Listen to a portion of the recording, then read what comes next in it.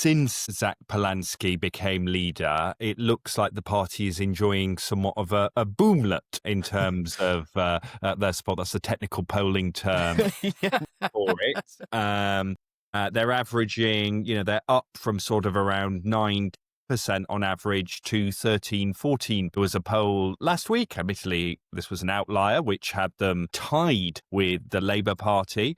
But in this week's YouGov poll, they hit 15%. That is the highest that pollster has recorded for them. We have them slightly lower, but still a high above 10%. So there is no doubt that something has happened since the election of Zach Polanski. And I think actually what you're seeing is the sort of latent progressive disillusionment with this Labour government breaking through now.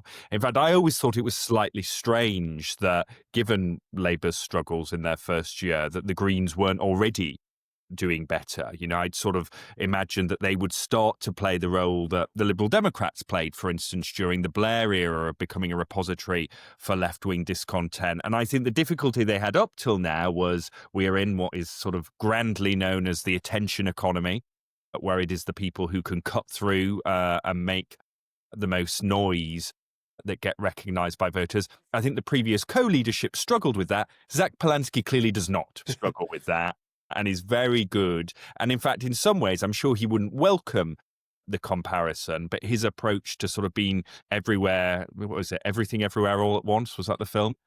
Yeah, that sounds about right. Somewhat mirrors actually Nigel Farage's approach. And Nigel Farage over the summer, with those weekly press conferences whilst everyone else was on holiday. And it is meaning that he's cutting through.